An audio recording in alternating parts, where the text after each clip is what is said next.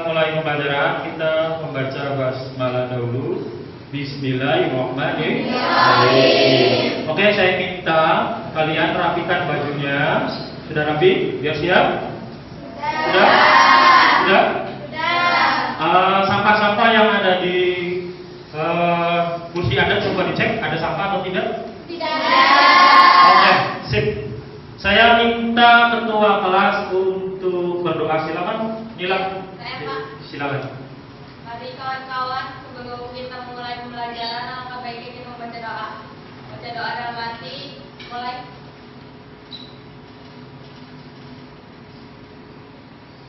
Selesai memberi salam. Assalamualaikum warahmatullahi wabarakatuh.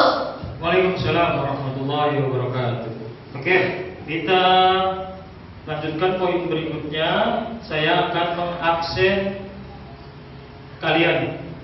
Siapa yang tidak hadir hari ini? Yakin? Yakin. Oke, saya panggil satu-satu ya. Alfia, Alicia, Hadir. Anissa. Hadir. Yang kita akan pelajari hari ini tentang masalah tetesan infus. Di antara kalian ada yang tahu tentang jenis-jenis infus?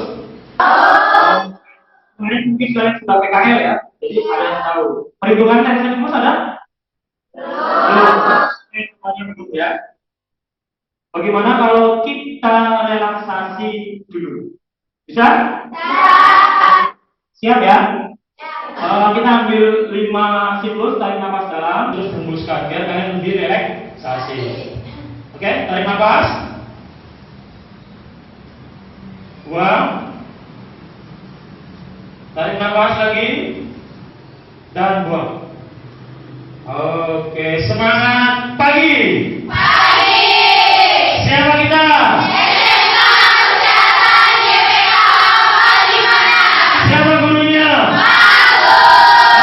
Terima kasih. Tepuk tangan buat kalian semua.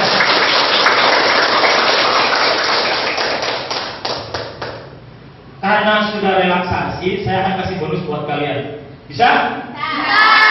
Oke, mantap. Ini bonusnya adalah pre-test. Oke, silakan dibuka HP-nya anak-anak. Sebentar ya, saya cari linknya dulu. Terus dikerjakan pretestnya. Sudah terkirim? Belum? Silakan dikerjakan. Waktunya 6 menit. Cukup ya? Cukup.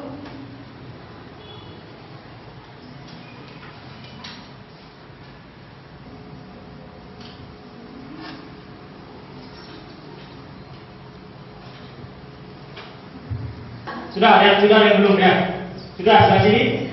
Sini sudah? Sudah? Oke, jangan lupa disimpan ya jawabannya ya. Oke, kalau sudah bisa lihat layar. Nah, disimpan dulu HP-nya. Silakan karena waktu sudah selesai untuk pekerjaan pretest. Kita fokusnya untuk hari ini yaitu pertama adalah kalian akan mempelajari di sini untuk menjelaskan pengertian dan tujuan pemberian jaring infus dengan komunikatif. Jadi nanti kalian akan berdiskusi. Terus selanjutnya peserta didik melakukan diskusi dan menggali informasi, dapat menganalisis jenis cairan infus dan fungsinya. Ini untuk kalian pengetahuannya. Terus yang ketiga, nanti kalian sebagai peserta didik melalui diskusi akan menggali informasi, ya. Nanti yang akan saya berikan nanti dan dapat menganalisis perhitungan tetesan infus baik makro maupun mikro. Nah, untuk efektifnya, kalian nanti akan melalui diskusi peserta didik dapat bertanggung jawab dengan baik pada saat melakukan penerapan perhitungan tetesan infus. Yang terakhir untuk keterampilan, ya, nanti kalian siswa mampu melaksanakan penerapan perhitungan tetesan infus dengan tepat. Oke? Kita masuk ke pembelajaran pertama. Silakan dilanjutkan. Nah, ada yang tahu gambar ini? Ada yang tahu? Pusat. Oke. Pusat ya. Boleh dibuka lagi slide-nya. Karena sedikit trouble ya. Buka aja lah selanjutnya, slide selanjutnya. Sebentar ya, Bapak kirimkan linknya. Ya, sudah? Sudah dibuka? Oke. Ditonton dulu sebentar ya.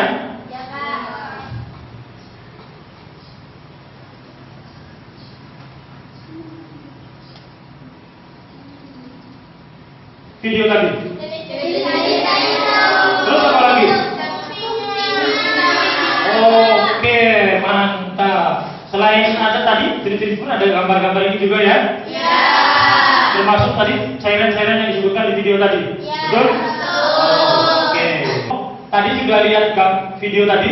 Sudah. Oke, apa informasi yang Anda berikan dari video tadi? Selain jenis-jenis cairan infus sama fungsi. Oke. Terus selanjutnya, apakah di antara kalian yang pernah ada yang diinfus? Siapa yang diinfus? Kenapa? Sakit. Oke. Selain sakit ada yang pernah diinfus selain sakit? Kenapa nih? Operasi. Nah, jadi salah satunya pemberian cairan infus itu ya. Oke. Selama kalian waktu PKL ada pernah lihat beberapa cairan infus baik di ruangan maupun di ruangan IGD? Ada yang aneh lihatnya? Ada yang lebih gede, ada yang kecil atau bagaimana? Iya, ada yang botol kaca, ada yang botol plastik. Ada yang botol kaca, ada yang plastik. Betul sekali. Karena kita akan mempelajari tentang ini. Tepuk tangan buat kalian semuanya. Silakan bentuk kelompok 4 sama 6 orang. Saya akan sebutkan nama-nama kelompoknya. Kelompok 1 Alfi, kelompok 2 Anissa, Diana, Najwa. Ya betul ya, sama Arisma. Oke, kelompok 2 Marcel, Feby, Alicia, Nurfazila, dan Meli. Untuk kelompok 3 Nur Aisyah, Deswita, Naila, Ilham, Putri, dan Septi. Untuk kelompok 4 Sulista, Nelsa, Nisa, Dewi, dan Diva. Silakan dibentuk kelompoknya.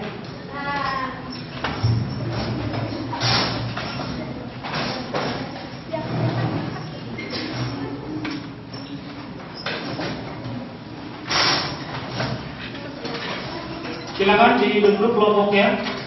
Tulis nama siapa yang jadi ketuanya, siapa yang jadi moderator, nanti siapa yang jadi notulen. Ya, silakan ditulis dulu. Siapa-siapa ketua kelompoknya, silakan. Ditulis anggota kalian juga. Dan aku jadi notulen sih. Ya. Kalau sudah, saya kasihkan.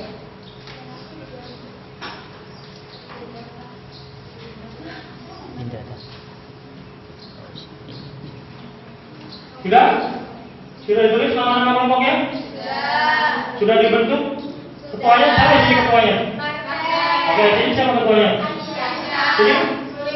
Oke, saya akan bagikan ya lembar LKPD-nya. Silakan. Silakan. Silakan. Silakan. Oke, dibaca aturan mainnya ya, yang tertulis di situ. Anak-anak? Oke. Ditulis nama-nama kelompoknya, ketuanya siapa? Ya, seperti itu. Terus anggotanya siapa? Moderatornya siapa? Notulennya siapa? Nanti ya sekalian penyajinya siapa? Sok, silakan ditulis.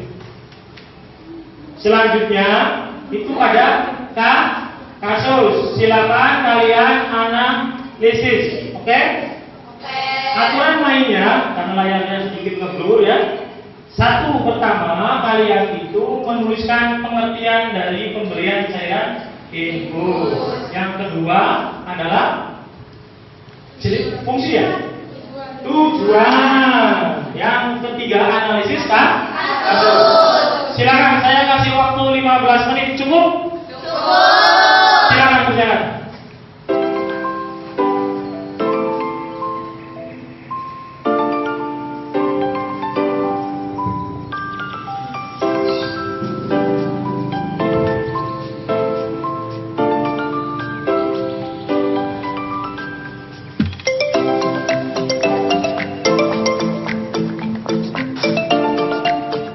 Silakan gunakan mulai dari internet, e-book, jurnal untuk menemukan analisis kasus-kasus Anda. Referensinya itu ya. Silakan dicari.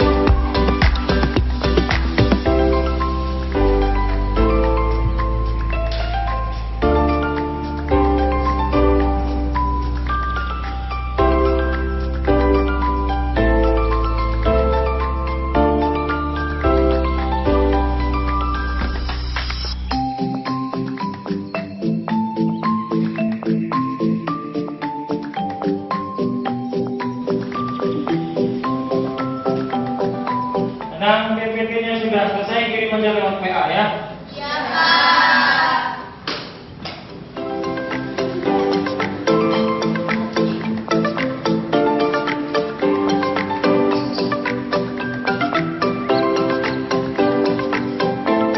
Satu menit. Silakan 1 menit lagi. Atau nanti kalau yang sudah siap boleh maju. Bapak nggak usah berurutan.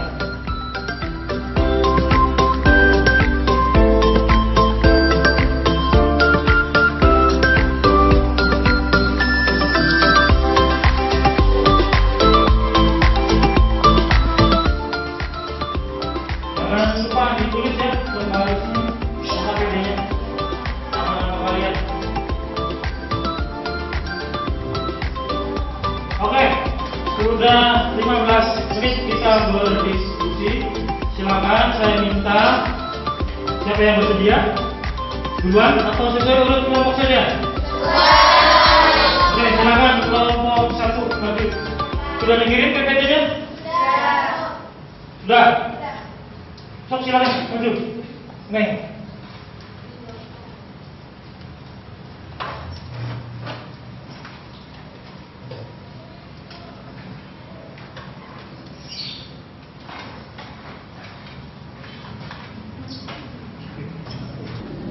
Assalamualaikum warahmatullahi wabarakatuh.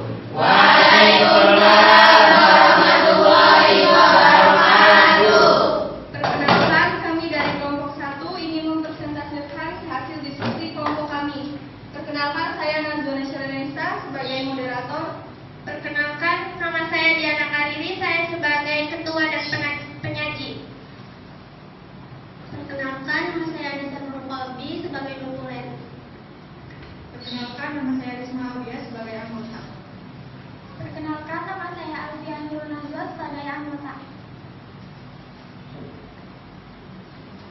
Baik, hasil diskusi kami akan dijelaskan oleh penyaji. Baik, saya di sini sebagai penyaji, saya akan menjelaskan tentang terapi pemberian cairan infus. Dimulai dari pengertian, yaitu terapi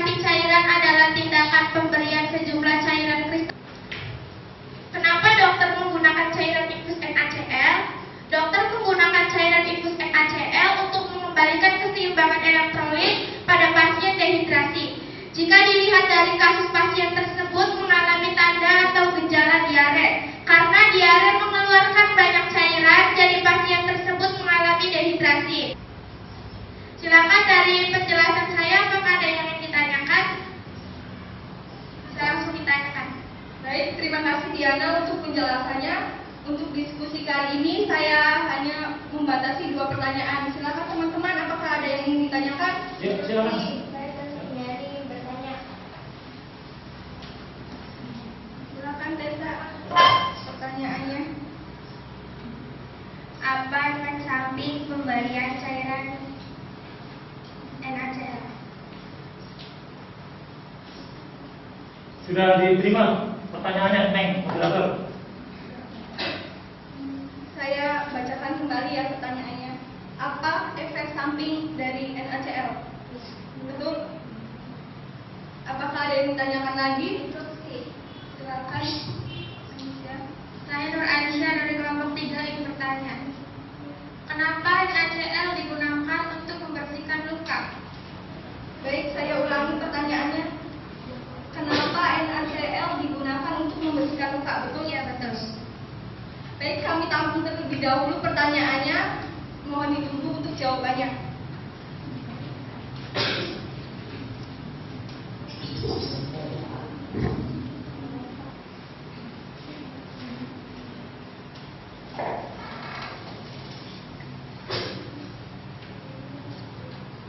Saya Risma ingin menjawab pertanyaan dari kelompok 2, Tessa. Efek samping dari NaCl sebenarnya tidak memberikan efek samping. Namun pada beberapa orang yang menggunakan NaCl sebagai pembersih luka dapat menyebabkan nyeri dan kulit terkelupas dan dapat terjadi keadaan hipernatremia. Bagaimana kelompok 2? Jawabannya diterima? Iya, diterima.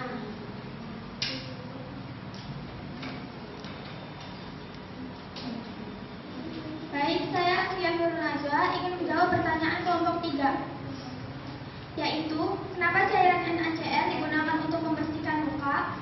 NaCl digunakan untuk membersihkan luka karena cairan NaCl memiliki sifat yang mirip dengan air dan kadar racun yang rendah dibandingkan dengan cairan pembersih lainnya, sehingga tidak akan mengganggu proses penyembuhan. Bagaimana kelompok 3? Apakah jawabannya sudah diterima? Iya, diterima.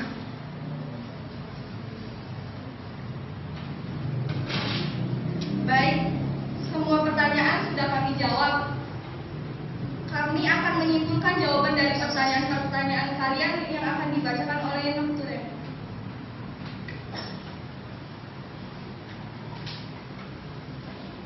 Baik, saya akan membacakan kesimpulan dari pertanyaan teman-teman.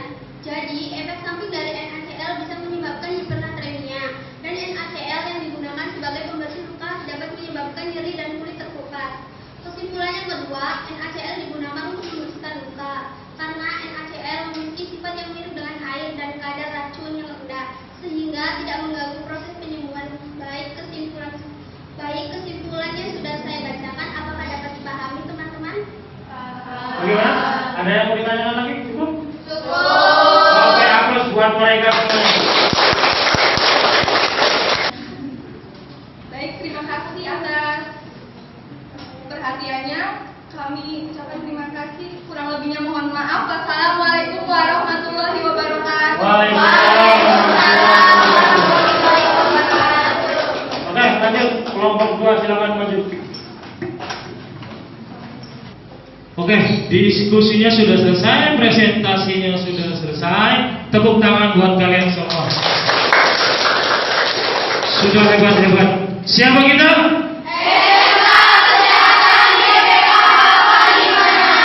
Siapa gurunya? Oke, ada lebih semangat lagi. Oke, tadi sudah diskusi dan sudah mempresentasikan semuanya. Ya, bagus sekali. Oke, sedikit saya menambahkan tentang apa yang Anda diskusikan tadi tentang tetesan infus dan jenis cairan infus. Yang pertama, pengertian terapi cairan infus. Oke, tadi sudah ada ya, memasukkan jarum, memberikan cairan melalui trachea. Terapi infus merupakan tindakan yang paling sering dilakukan pada pasien yang menjalani rawat inap bila mana di rumah sakit, yang melalui jalur intravena tadi sudah disebutkan. Baik itu pemberian obat, ya, karena infusan itu bukan hanya bentuknya yang kecil saja seperti ini, ya, yang 500 mili, tapi juga ada yang 100 mili, ada yang 250 mili. Biasanya dicampurkan dengan obat. Seperti itu ya. Terus sebagai pengganti cairan. Jadi kalau pada kasus yang RL tadi pengganti cairan kalau untuk terhidrasi, sama NaCl pada kasus untuk yang apa tadi? RL kecelakaan. Yang tadi yang kelompok 2 mana? Apa? Kelompok 2 tadi? RL untuk apa tadi? Pada kasus pendarahan. Oh, dehidrasi, betul sekali. Dan juga sebagai bentuk pemberian transfusi karena lewat intravena juga. Dan terakhir untuk pengambilan sampel darah bila mana sudah terpasang infus, sebelum dimasukkan cairan itu akan diambil darahnya dulu, seperti itu. Nah, tujuan pemberian cairan infus ini anak-anak bisa dilihat sebelah sini kelihatan? Oke, mencukupi kebutuhan cairan ke dalam tubuh pasien yang mengalami kekurangan cairan. Tadi pada kasus yang pertama, yang kedua ya. Terus memberi makan pada pasien yang tidak dapat dan tidak boleh makan minum melalui mulut, termasuk pasien yang tidak bisa makan, entah itu di tenggorokannya ada, ronggonya ada CI atau lagi apa namanya kanker ya, tenggorokannya ada kanker, ada hambatan, nggak boleh makan, termasuk yang lemas, tidak makan selama 2 hari. Yang terakhir memberikan pengobatan yang tadi saya bilang dicampur dengan obat tertentu. Nah, ini jenis-jenis cairan infus secara garis besar itu ada 2, kristaloid dan koloid. Betul sekali. Cairan kristaloid yang Anda tadi bahas itu bagian-bagian dari cairan kristaloid. Ada 3 jenis, RL, NaCl, dan terakhir dextrose. Kalau kita bahas dulu yang NaCl sebelumnya. Oke. Cairan RL ini mengandung yang apa itu? Kalsium, kalium, laktat, natrium, klorida, dan air. Jadi lebih banyak isinya air. Cairan ini umumnya diberikan pada pasien yang mengalami kehilangan darah atau cairan akibat luka atau sebab menjalani operasi yang kehilangan darah banyak. Lanjut. Untuk dextrose ini infus yang mengandung gula sederhana, cairan ini sering digunakan untuk meningkatkan gula darah.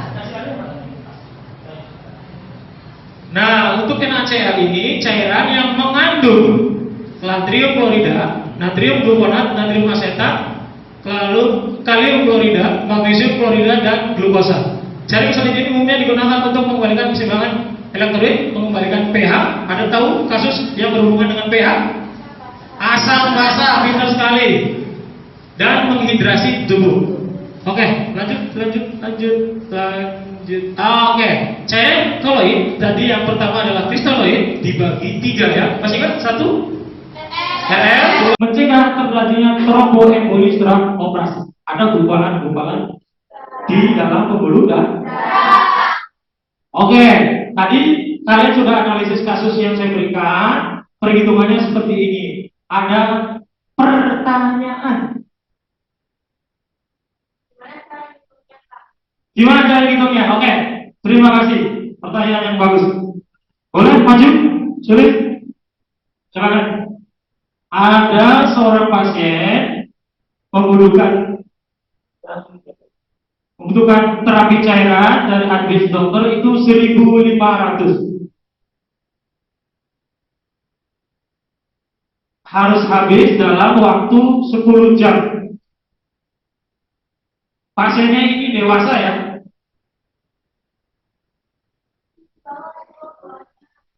Yang tahu boleh dibantu tulisnya. Ayo, tadi kan udah isi kasus kan? Nah, sekarang silakan dibantu. Siapa yang belum bisa kalau maju? Silakan. Seorang pasien dewasa dikasih terapi cairan sama dokter 1.500 ml misalkan ya, harus habis dalam 10 jam. Kelihatan yang sebelah sana jawabannya? Ada yang lagi ngitung? Sok silakan hitung bareng-bareng. Hitungin. Faktor untuk dewasa 20 tetes, faktor anak-anak 60 tetes. Sudah ketemu? Sulis sama Diana. Berapa? 50 TPM, 50 tetes per menit. Oke, saya kasih contohan sebentar. Boleh saya pinjam spidolnya? Ya, silakan duduk kembali. Saya minta LKPD-nya dikumpulkan. Silakan. Sama buku catatan yang tadi kalian untuk jawaban. Silakan. Silakan ketuanya maju ke depan. Oke, apa yang bisa kita simpulkan pelajaran hari ini? Kita sama-sama simpulkan. Tadi pertama adalah belajar impuls, penggunaan, mengetahui tetesan impuls termasuk di dalamnya ada kontraindikasi, indikasi, apa lagi tadi? Efek samping, apa lagi? Kasus apa? Kasus yang diberikan Bapak. Ya, contoh-contohnya yang dokter memilih cairan. Oke, itu ya yang kita bisa simpulkan hari ini, anak-anak. Oke, saya akan memberikan refleksi. Silakan dibuka HP-nya. Tadi refleksi diri, sekarang dibuka HP-nya. Saya kirim ya.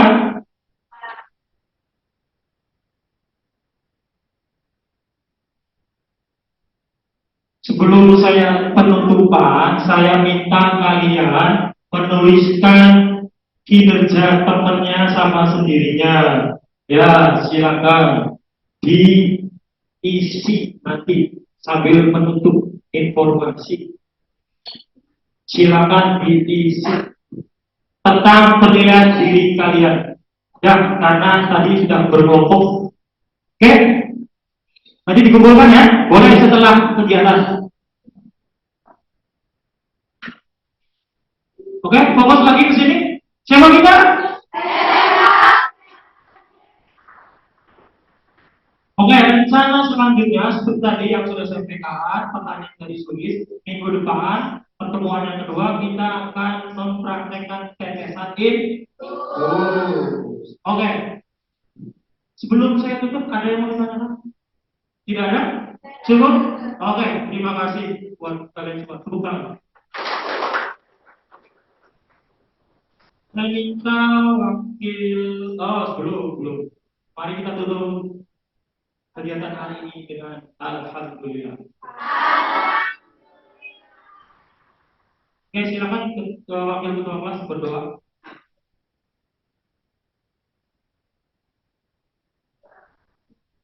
Sebelum pulang, mari kita berdoa untuk mendapatkan keselamatan. Berdoa dalam hati, mulai.